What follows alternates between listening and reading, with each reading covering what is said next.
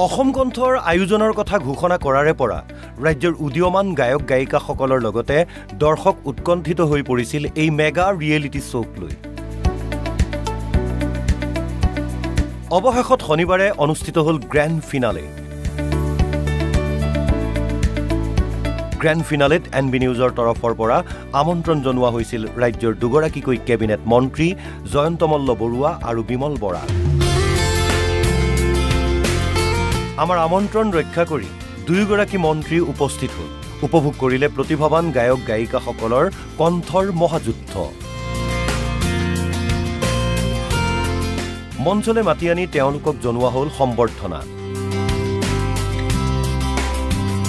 অনন্য সুন্দৰ এই ৰিয়েলিটি শ্ব' উপভোগ কৰি আপ্লুত হ'ল দুয়োগৰাকী কেবিনেট মন্ত্ৰী।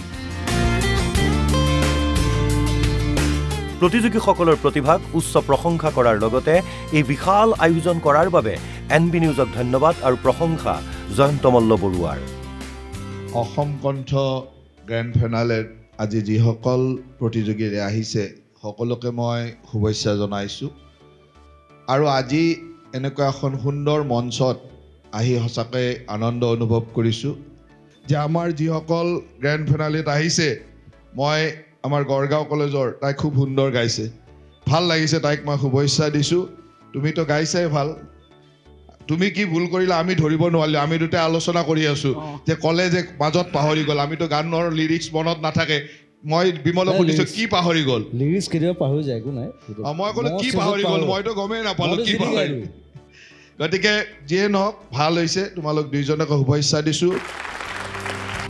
ৰাজ্যৰ উঠি অহা প্ৰজন্মক এনে এখন বিশাল প্লেটফৰ্ম দিয়াৰ বাবে NB নিউজক ভূয়সী প্ৰশংসা মন্ত্ৰী বিমল বৰাৰ। লগতে ধন্যবাদ জনালে CMD নৃপেন দাসক। এনে প্ৰচেষ্টাই ৰাজ্যৰ প্ৰতিভাৱান গায়ক গায়িকাসকলক উৎসাহিত কৰিব বুলি মন্তব্য কৰিলে মন্ত্ৰী বিমল বৰাই। NB নিউজে অসমৰ যিসকল প্ৰতিভাৱান শিল্পী, বিশেষভাৱে মহাবিদ্যালয়সমূহৰ যোৱা 3 বছৰৰ বেষ্ট ছিংগাৰসকলক মোক ইতিমধ্যে জানিবলৈ দিয়া মতে প্ৰায় 509 গৰাকী এনে বেষ্ট ছিংগাৰক নিমন্ত্ৰণ জনাই অসম কণ্ঠৰ এই অনুষ্ঠান তেখেতসকলে আয়োজন কৰিছিলে। আৰু আজি গ্ৰেণ্ড ফিনালে, আৰু ইয়াতে উপযুক্তজনক আমাৰ বিচাৰকসকলে বাছনি কৰি উলিয়াব। এনেধৰণৰ অনুষ্ঠানে আমাৰ মাজত লুকাই থকা প্ৰতিভাসমূহ বিকাশ কৰি নিজকে প্ৰতিষ্ঠা কৰিবৰ কাৰণে এটা সুযোগ পায়।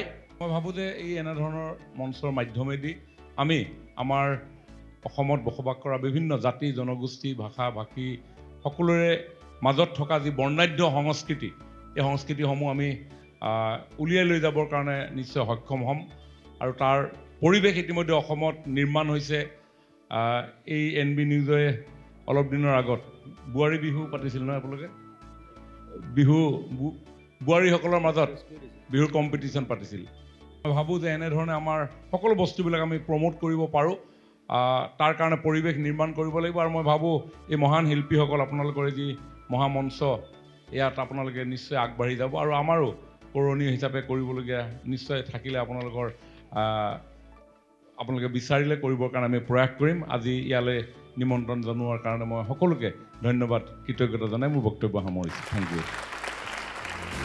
News desk report NB news.